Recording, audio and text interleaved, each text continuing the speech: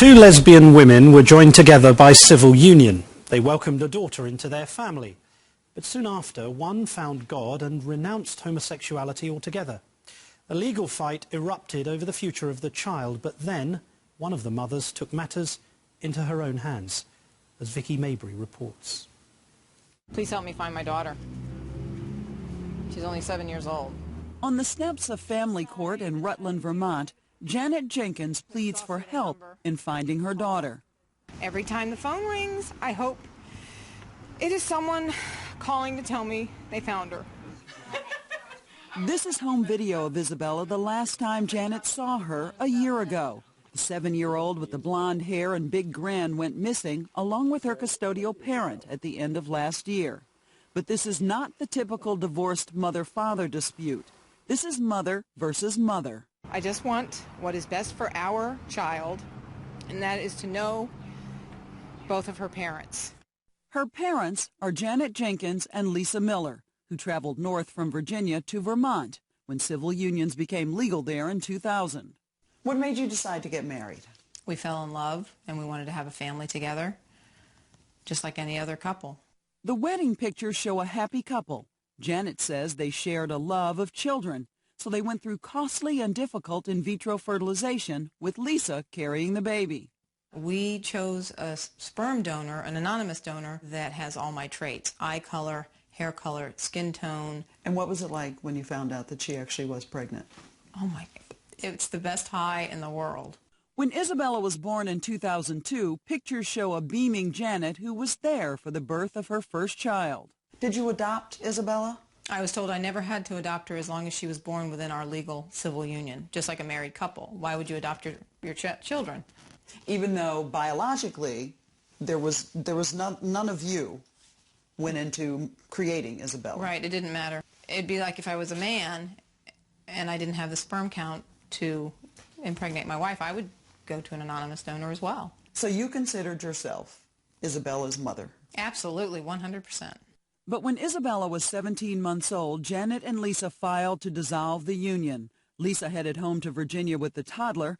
Janet says they worked out an amicable agreement. At first, I was seeing her every weekend, jumping in my car at 5 o'clock and driving 8 to 10 hours. And that went on for a very long time. Back in Virginia, Lisa became a born-again Christian. She joined this church, Thomas Road Baptist in Lynchburg, founded by the late Reverend Jerry Falwell. She also renounced homosexuality. What were things like once Lisa became very involved in the church? Well, then I became a sinner, and she didn't want me to have my daughter call me anything other than my name, Janet. But really, from that point on, I could not see my daughter. Activist judges say Isabella Miller has two mommies. The case has become a battleground for gay rights and anti-gay groups. A Christian group formed the Protect Isabella Coalition and produced this ad. Virginia's Constitution is being violated. Members of PFOX, a support group for ex-gays, fear the ramifications of a Janet victory. We do have concern about the precedent it will set that people in a homosexual relationship can establish a parental rights even without any biological or adoptive relationship to a child. Liberty Counsel, also affiliated with Jerry Falwell, took up Lisa's case, helping her fight in court to cut off Janet's parental rights. It went all the way to the Virginia Supreme Court, which agreed with Vermont. Janet's visitation was upheld. But when Lisa still refused to let Janet see Isabella, Janet was awarded full custody. Lisa was ordered to turn Isabella over on January 1st of this year. Did you really think she was... Lisa was going to bring her? I didn't. I honestly didn't. You know, but you have that hope. Did you want to take Isabella away from Lisa? Not ever. I just wanted to maintain a healthy relationship with my child. Do you know this one? The church group that Lisa is involved with would say there's no way that Isabella can have a normal life if she's got two mommies. That is just barbaric to me. Two moms raise their children all the time.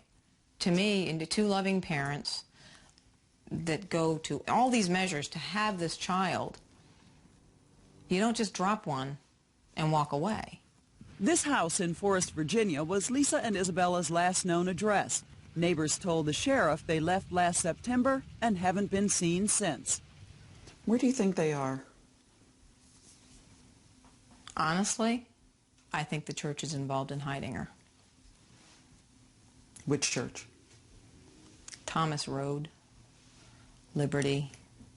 Lisa's attorneys deny knowing her whereabouts and refused our request for an interview.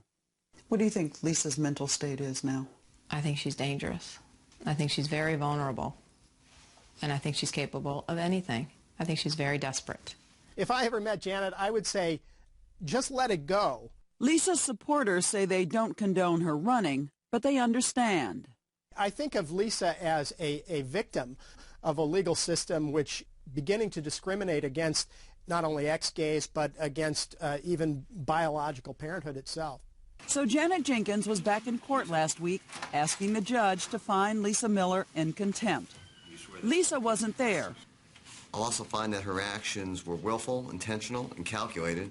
Her attorneys were present by phone to hear the judge give Lisa until February 23rd to produce Isabella or face possible arrest.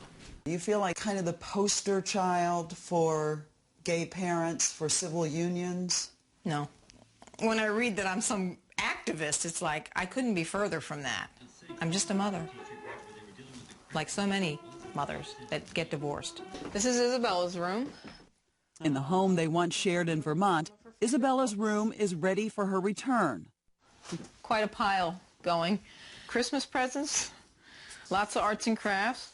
You think she'll be back in this room? Oh, I do. I do. You haven't given up hope that... I will never give up hope.